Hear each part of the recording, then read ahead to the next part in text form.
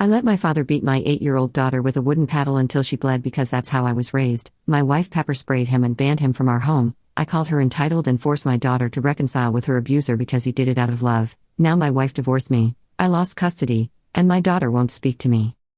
My father beat my 8-year-old daughter until she bled. And I defended him. I'm writing this from a studio apartment I can barely afford because those 2 sentences explain how I lost my wife, my daughter, my home, and any claim to being a decent father. 3 months ago, I had a family. A beautiful wife named Amelia. A sweet daughter named Sophia. A house. A life. Now I have court-ordered supervised visitation that Sophia refuses to attend, divorce papers that painted me as an abuse enabler, and the crystal-clear understanding that I failed the most important job I ever had, protecting my child. Let me go back to the beginning. To the moment I chose my father's right to discipline over my daughter's safety. To the moment I destroyed everything. It was a Sunday. My father, Robert, came over for dinner like he did most weeks. He was 68, retired, old school. The kind of man who believed children should be seen and not heard. That spare the rod, spoil the child wasn't just a saying but a mandate. He'd raised me that way. Belt. Wooden spoon.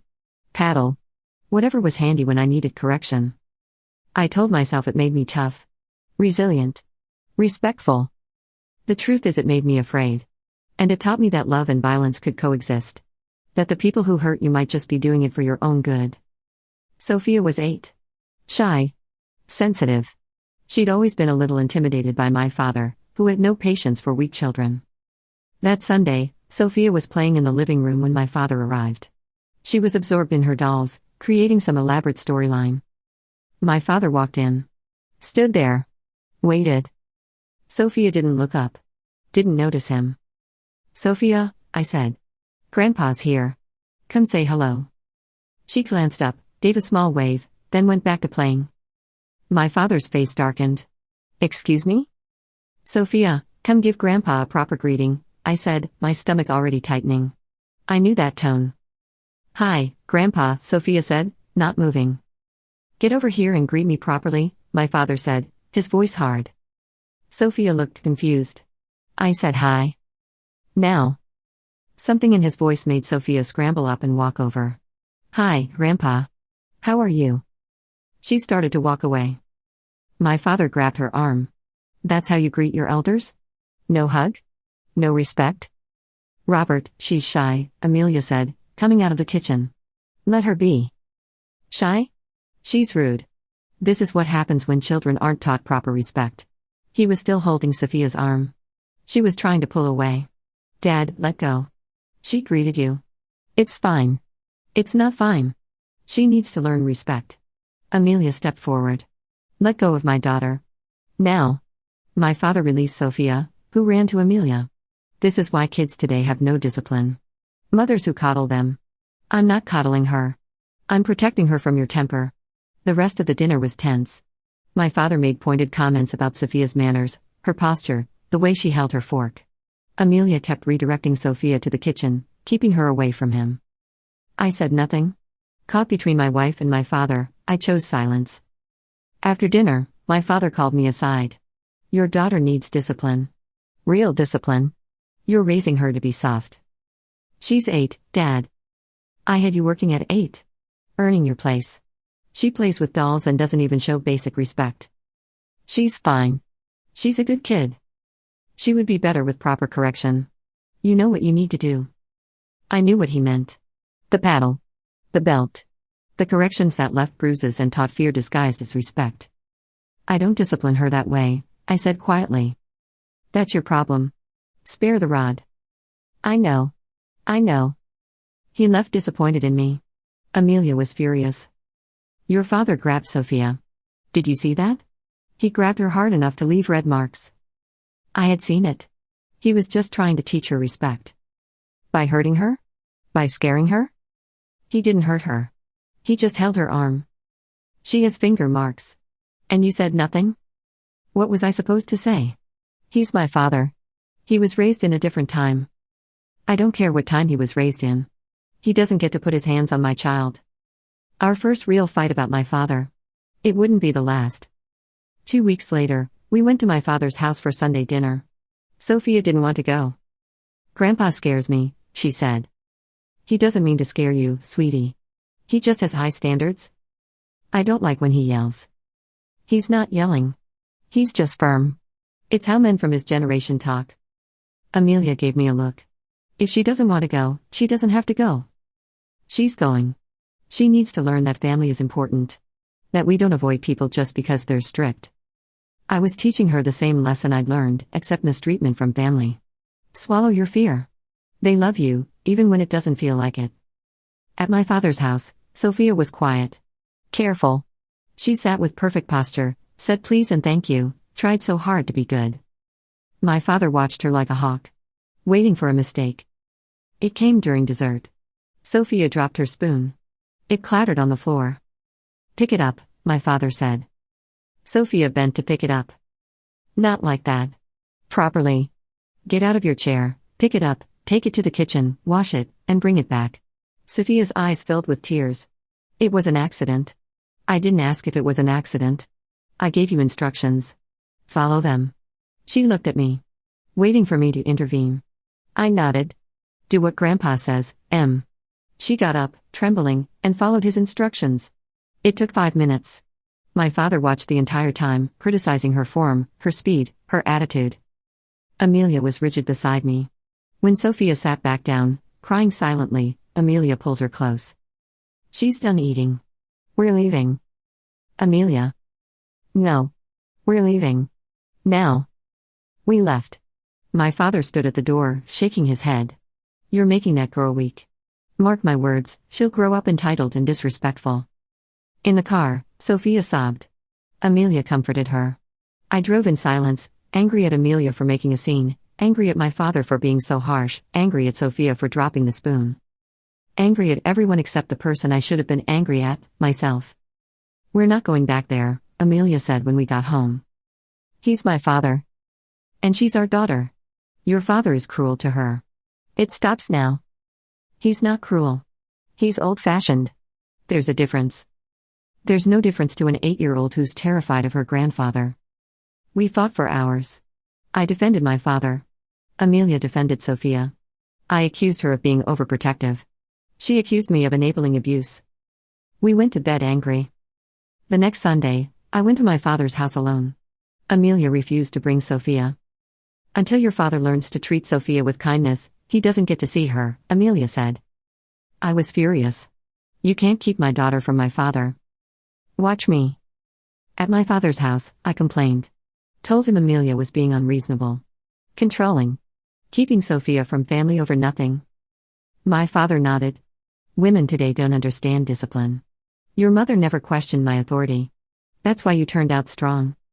Strong. Is that what I was? Or was I just broken in the exact way he wanted? This went on for a month. I'd visit my father alone. Amelia and Sophia stayed home. The rift in my marriage grew. Then came the day that ended everything.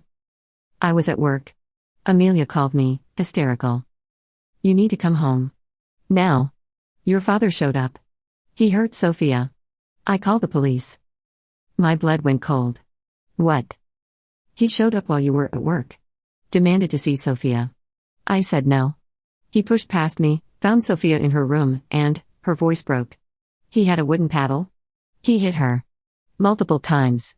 She's bleeding. I couldn't process it. Bleeding? Her legs. Her back. There's blood. The police are here. Ambulance is coming. Where are you? I left work. Drove home in a fog. This couldn't be real. My father wouldn't. But he would. Of course he would. He'd done it to me dozens of times. I arrived to chaos. Police cars. An ambulance. Neighbors watching. Sophia was on a gurney, crying, Amelia beside her holding her hand. I could see Sophia's legs, red welts, broken skin, bruising already forming. My father was in handcuffs, arguing with police. I was disciplining my granddaughter. That's not a crime. That's parenting. Sir, you broke into this home and assaulted a minor. I didn't break in. The door was unlocked. And I didn't assault anyone. I disciplined a disobedient child. I stood frozen. Amelia saw me. Where were you? I came as soon as you called. What happened? What happened? Your father broke into our house, dragged Sophia out of her room, and beat her with a paddle. That's what happened. One of the officers approached me. Sir, are you the father? Yes. Did you give your father permission to discipline your child? No. I mean, not today. I didn't know he was coming. But have you given him permission in the past to physically discipline your daughter? I hesitated. He's never been alone with her. He's never. Amelia cut in. Tell them the truth. Tell them you think this is acceptable. That you were raised this way. The officer's expression changed. Sir, are you saying you approve of this kind of discipline? It's complicated. My father comes from a generation where. Yes or no? Do you approve of beating a child with a wooden implement until she bleeds? Put that way, the answer should have been obvious. But I hesitated. Because saying no felt like betraying my father. Like admitting he'd abused me. Like opening a door I'd kept locked my whole life. I need to talk to my father, I said. Amelia's face went white. Are you kidding me right now? I walked over to where my father stood with the officers. Dad, what happened? I came to correct your daughter's behavior. That wife of yours has been keeping her from me, filling her head with nonsense about my discipline being wrong. Today I decided enough was enough. I let myself in, the door was open, found Sophia, and administered appropriate correction for her disrespect. You beat her until she bled. I disciplined her until the lesson was learned. The blood is unfortunate but not uncommon. You bled too, sometimes? It's part of the process. He said it so matter-of-factly. Like beating children until they bled was just normal. Expected. Right. And some sick part of me that was still 8 years old and terrified of him wanted to agree. Sir, we need to take your statement, an officer said to me. I gave my statement. Explained that my father had not had permission to enter our home or touch Sophia. But I also said things I shouldn't have. Things that made everything worse. My father is old school. He believes in physical discipline. I was raised that way. I don't necessarily agree with his methods, but I understand where he's coming from. He wasn't trying to hurt Sophia. He was trying to teach her respect. The officer wrote it all down. Amelia stood nearby, listening, her face getting harder with each word. Sophia was taken to the hospital. Amelia rode with her. I stayed to deal with police and my father. My father was arrested. Charged with assault on a minor and unlawful entry. He was released on bail that night. I picked him up from the station. Thank you, son, he said in the car. Your wife is going to try to turn this into something it's not. You need to stand firm. What I did was discipline, not abuse. Dad, Sophia is hurt. Really hurt. Children heal. The lesson is what matters. She'll remember this. She'll show proper respect next time. Next time. He thought there would be a next time. At the hospital, Sophia had 7 significant welts, 3 areas of broken skin, and severe bruising. The doctor documented everything, asked Sophia questions about what happened, and reported it to Child Services as required by law. Sophia cried when she saw me. Not happy crying. Scared crying. Daddy, Grandpa hurt me. He said I was bad. He said I needed to learn. I held her hand. I know, baby. I'm sorry. Are you mad at me? The question broke my heart. No, sweetie. I'm not mad at you. Grandpa said you told him I needed discipline. Is that true? I looked at Amelia. Her eyes were blazing. No, I lied. I never told him that. But I had. Not explicitly. But in every conversation where I defended his old school methods. In every excuse I made. In every time I said he was from a different generation. I'd given him implicit permission. And Sophia had paid the price. We took Sophia home. She was in pain, traumatized, asking questions we didn't have good answers for. Why did Grandpa hit me? He thought he was teaching you something. Is he coming back? No, baby. He's not. Amelia put Sophia to bed. Then she turned to me with a rage I'd never seen. You picked him up from jail. You took your father's side. You stood there and made excuses for him to the police while our daughter was bleeding. I didn't take his side. Yes, you did. You told them you understood where he was coming from. That he wasn't trying to hurt her. That it was about respect. I was trying to explain his mindset. I don't care about his mindset. He beat our daughter. And you defended him. I didn't defend him. What would you call it then? You said you were raised that way, like that makes it okay. You said he was trying to teach her respect. That's defending him. She was right. God, she was right. I'll make sure he never comes near her again, I said. That's not enough. I want a restraining order. I want him prosecuted. And I need you to admit that what he did was abuse. Not discipline. Abuse. I opened my mouth.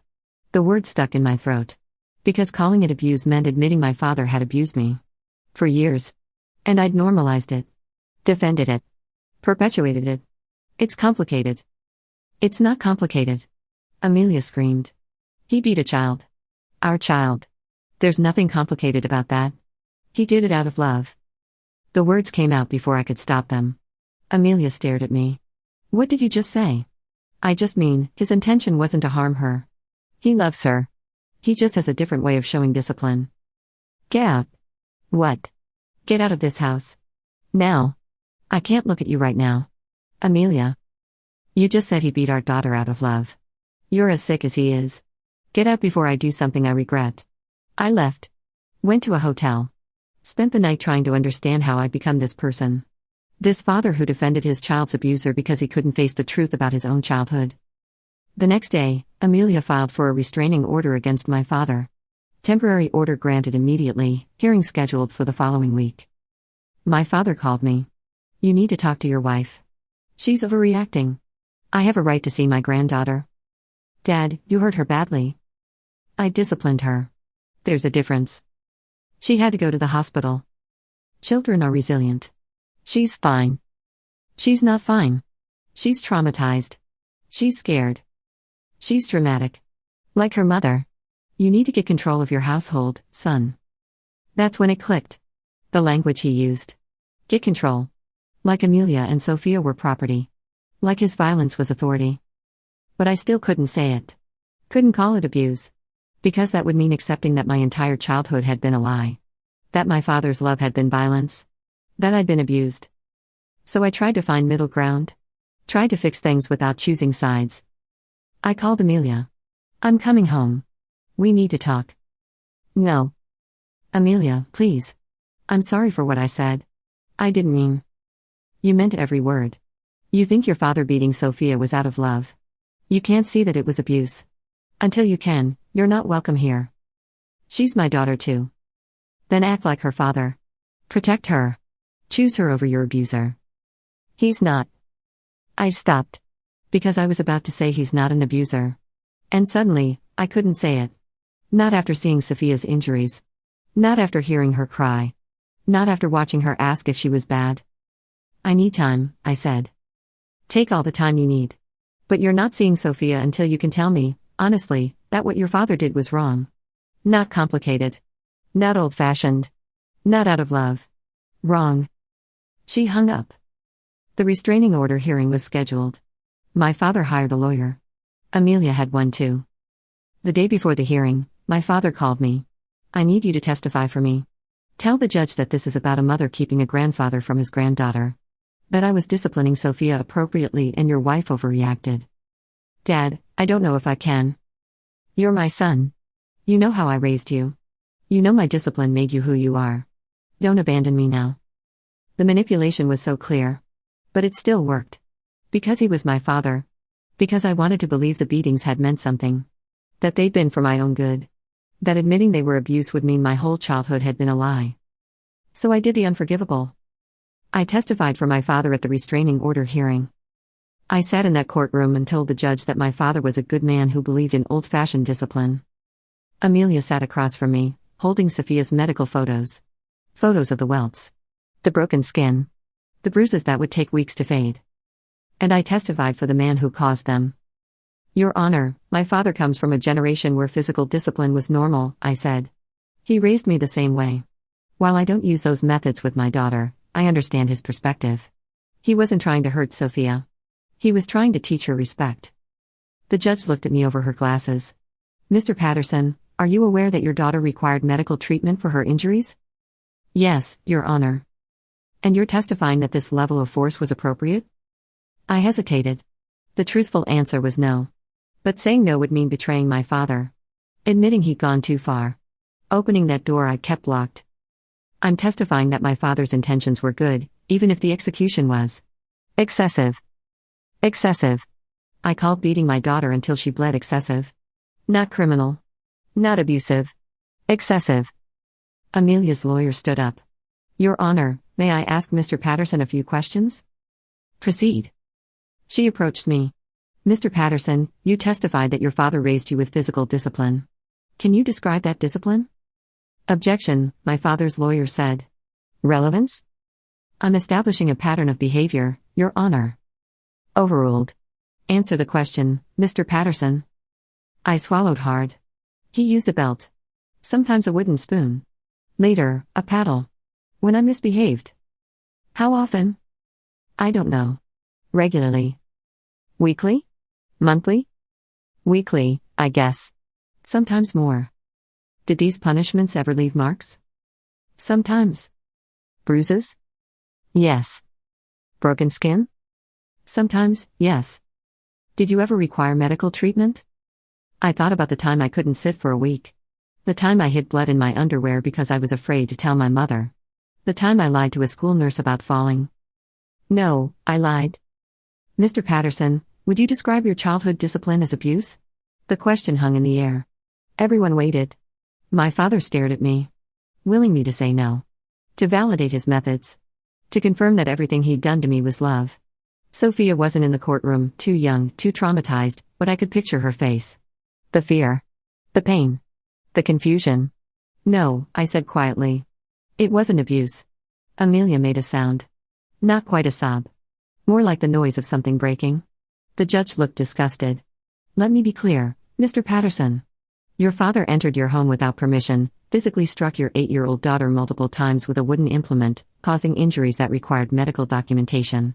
And you're testifying that this wasn't abuse? He didn't intend. Intent doesn't matter. Impact matters. Your daughter was harmed. Seriously. And you're defending the person who harmed her. I'm not defending. Yes, you are. Sit down. The judge granted the restraining order. Permanent. My father was prohibited from contacting or coming within 500 feet of Sophia or Amelia.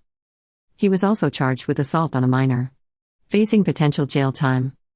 As we left the courtroom, Amelia wouldn't look at me. Amelia, please. Don't. Just don't. I was trying to be fair. She whirled on me. Fair? You think testifying for the man who beat our daughter is fair? You think telling a judge that it wasn't abuse is fair? I didn't say it wasn't abuse. Yes, you did. You said it was excessive discipline done with good intentions. That's saying it wasn't abuse. People were staring. We moved to a quiet corner. I'm trying to keep my family together, I said desperately. My father, you, Sophia. Your father is not Sophia's family. Not anymore. He's her abuser. And you're choosing him over her. I'm not choosing. Yes, you are. Every time you make excuses for him, you choose him. Every time you say he did it out of love, you choose him. Every time you can't call it abuse, you choose him. He's my father. And she's your daughter. An 8-year-old child who needs you to protect her, not defend her abuser. I had no response. Because she was right. I'm filing for divorce, Amelia said. And for sole custody. And I'm going to make sure the court knows that you enabled this. That you testified for your father after he beat our daughter. That you're not safe. I would never hurt Sophia. You already did. You hurt her by choosing your father. By making her think his violence was somehow okay. By failing to protect her. She left. I stood in that courthouse hallway and realized what I'd done. I'd chosen wrong. Spectacularly. Unforgivably.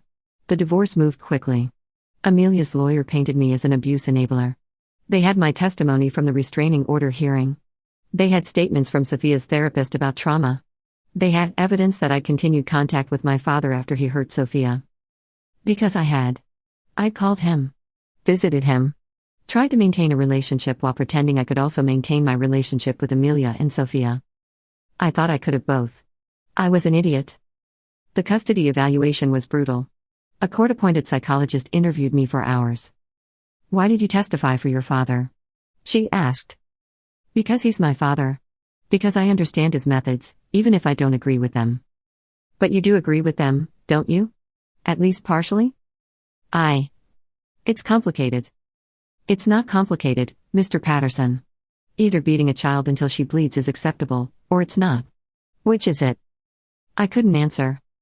Have you considered that your inability to protect your daughter stems from your own unresolved trauma? That you can't call your father's actions abuse because that would mean admitting he abused you? The words hit like a physical blow. He didn't abuse me. He disciplined me. He made me tough. Did he?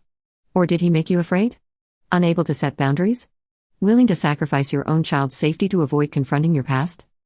I started crying. In a stranger's office. 40 years old, crying about my childhood. I don't know how to admit it was abuse, I whispered. If I admit that, then my whole life. Everything I believed about my father, about my childhood, about why I turned out the way I did. It's all a lie. Not a lie. A survival mechanism. Children who are abused have to believe their abusers love them. Otherwise, the world is too scary. You've carried that belief into adulthood. And now it's costing you your daughter. She was right. God, she was right. The custody recommendation came back, supervised visitation only, pending therapy, and demonstrated ability to protect Sophia from my father. I was allowed to see my daughter once a week, for 2 hours, with a supervisor present. The first visit was devastating.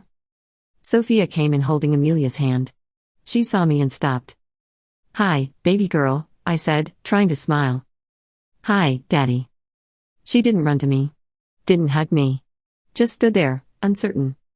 "You can go play with your dad," the supervisor said gently. "I'll be right here if you need me." Sophia approached slowly. Sat on the opposite end of the couch. We colored. Played with blocks. Had stilted, awkward conversation. "How's school?" "Good." "Making friends?" "Yeah." "I miss you, Sophia." She didn't respond to that. Near the end of the visit, she asked the question I'd been dreading. "Daddy, why did you tell the judge that Grandpa was being good?" My throat closed. "I didn't say he was being good, honey. Mommy said you did. She said you told the judge Grandpa was just teaching me, not hurting me." It's complicated, sweetheart. Did I do something wrong? Is that why Grandpa hit me? No. No, baby, you didn't do anything wrong.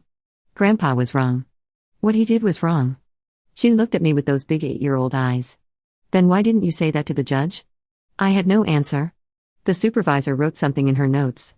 When the visit ended, Sophia hugged me quickly, then ran to Amelia. Amelia didn't look at me. Just took Sophia's hand and left. I sat in that supervised visitation room and finally let myself feel the full weight of what I'd done. I'd chosen my abuser over my daughter. I defended the indefensible because confronting it would mean confronting my own pain. And I'd lost everything. My father's criminal case went to trial. He was convicted of assault on a minor. Sentenced to 6 months in jail, suspended, and 2 years probation. Ordered to attend anger management. He called me from outside the courthouse, furious. "This is your fault. If you'd stood up to that wife of yours, if you'd backed me up properly, none of this would have happened. Dad, you beat Sophia until she bled. I disciplined her. Why can't any of you see the difference? There is no difference. You hurt her. You traumatized her. You committed a crime. After everything I did for you. I raised you, fed you, gave you discipline when you needed it, and this is how you repay me." Something in me finally snapped. "You beat me. For years. You beat me until I bled, until I was terrified of you, until I learned that love and violence were the same thing. And I've spent 40 years pretending it was okay. That it made me strong. That you did it out of love. I did do it out of love. No, you didn't. You did it because you're a bully who gets off on hurting people smaller than you. You did it because your father probably did it to you. You did it because you're broken and you broke me too." Silence on the other end. "Don't call me again," I said. "Don't contact me. Don't try to see Sophia. You're not my father anymore. You're just the man who beat me and then beat my daughter. And I'm done protecting you." I hung up. Blocked his number. Sat in my car and cried harder than I'd cried since I was a child being beaten and told it was love. That was 3 months ago. I'm in therapy now. Real therapy. Dealing with my childhood. Trying to understand how I became a man who would defend his daughter's abuser. The therapist says I was conditioned to accept abuse as love. That I couldn't protect Sophia because I'd never learned to protect myself. That my father groomed me to be an abuse apologist. It helps. A little. Understanding doesn't fix anything, but it helps. Amelia and I are divorced. She has sole custody. I have supervised visitation twice a month. Sophia comes to the visits now, but she's different with me. Careful. Reserved. The easy trust we used to have is gone. Last visit, she brought a picture she'd drawn. Our family. But I wasn't in it. Just her and Amelia's new boyfriend, Mark. Mark is nice, Sophia said, showing me the picture. He never yells. And he lets me be scared of loud noises without saying I'm being a baby. That hurt more than anything. That my daughter had found a better father figure in 6 months than I'd been in 8 years. I'm glad Mark is nice to you, I managed. Are you? She looked at me with those perceptive 8-year-old eyes. Or are you mad that I like him? I'm glad you have someone safe in your life. I wish you'd been safe. The words were so simple. So devastating. I wish that too, baby. I'm sorry I wasn't. She nodded. Went back to coloring. The supervisor made another note. My father tried to contact me once. Sent a letter through his sister. Son, I don't understand why you're punishing me. I raised you the best way I knew how. I loved you. I loved Sophia. Everything I did was out of love. Please don't cut me off. You're all I have. I tore up the letter. He doesn't understand. He'll never understand. Because understanding would require admitting he's an abuser. And his entire identity is built on being a good father who instilled discipline. Just like mine was built on being a good son who appreciated that discipline. We were both lying to ourselves. But I've stopped lying. He never will. I think about the moment I testified for him often. The moment I chose protecting his image over protecting my daughter. I could have said, Your Honor, what my father did was abuse. He abused me, and now he's abused my daughter. I was wrong to defend him, and I'm sorry. I could have chosen Sophia. Finally, after weeks of choosing my father, I could have chosen her. But I didn't. I chose the man who beat me and told me it was love. And Sophia will remember that. When she's older. When she understands what happened in that courtroom. She'll remember that her father defended her abuser. I've written her a letter. For when she's older. Explaining everything. Apologizing. Taking full responsibility. I don't know if it'll matter. Words on paper can't undo trauma. Can't restore broken trust. Can't make up for choosing wrong. But it's all I have. The supervised visits continue. Sophia is polite but distant. She calls Mark my bonus dad now. It kills me, but I'm glad she has him. Amelia is getting remarried next month. To Mark.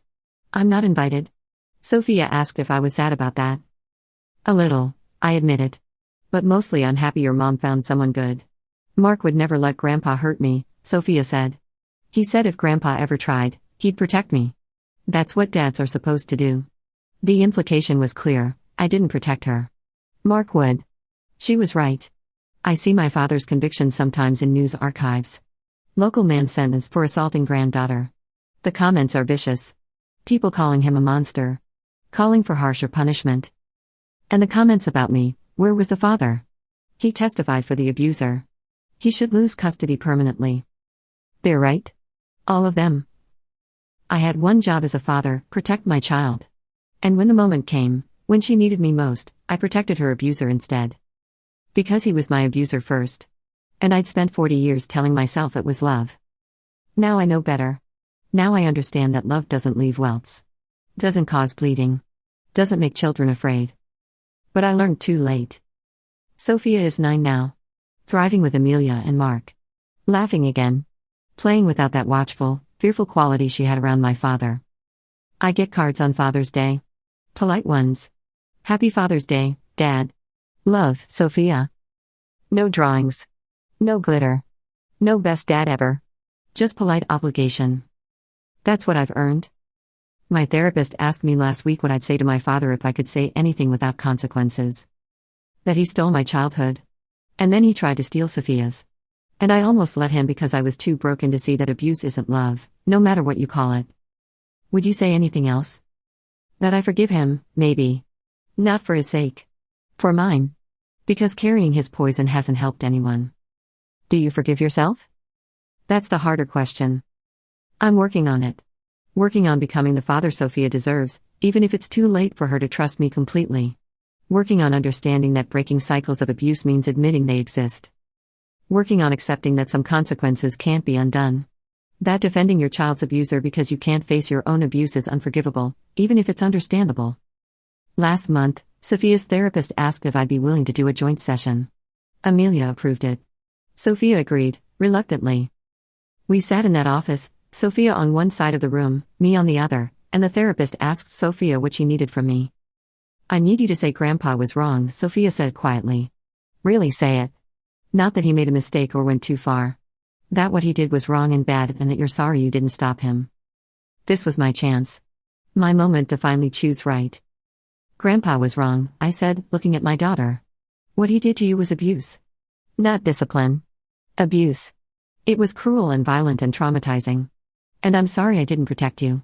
I'm sorry I defended him. I'm sorry I made you think his violence was somehow okay or done out of love. It wasn't. It was abuse. And you deserved better from me." Sophia cried. "So did I." "Why didn't you say that before?"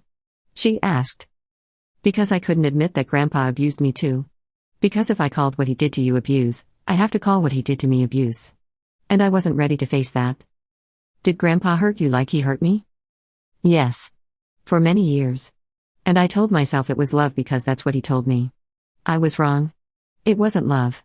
It was abuse." Sophia processed this. "I'm sorry Grandpa hurt you, Daddy." That broke me.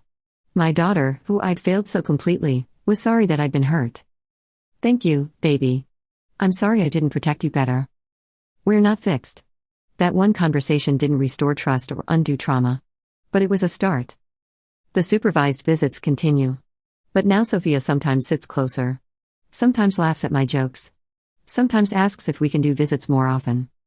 I asked the supervisor if that was progress. She said, "It means Sophia is starting to feel safe with you again. But it'll take time. And continued proof that you'll choose her over your father." I'm proving it. One visit at a time. One boundary at a time. One honest conversation at a time. My father tried to show up at my apartment once. I called the police. He was arrested for violating Sophia's restraining order. My address is on file as a place she visits. He's fully out of my life now. And Sophia knows I chose her. Finally. Too late to undo the damage, but not too late to start building something real. Amelia and Mark got married. Sophia was flower girl. She sent me a photo. She looked happy. I sent back, "You look beautiful, Sophia. I'm glad you have Mark and Mom."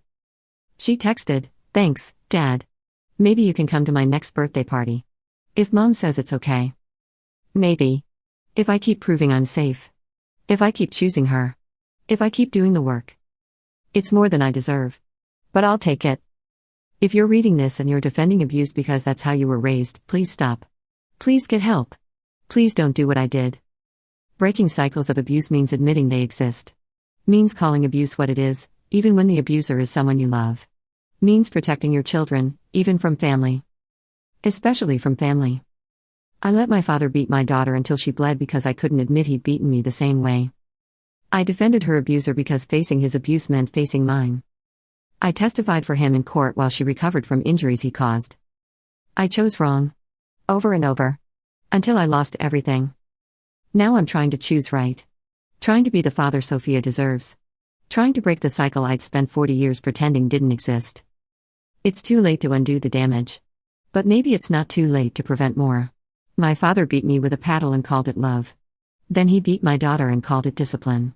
I defended him both times. Now I know better. Now I'm teaching Sophia that love doesn't hurt. That adults who hit children aren't teaching lessons, they're committing abuse. Now I'm learning that being a good father means protecting your child, even from the person who made you too broken to know what protection looks like. I failed Sophia when she needed me most. But I'm here now. Doing the work. Choosing her. Finally. It's the least I can do. It's all I can do. And I'll spend the rest of my life hoping it's enough.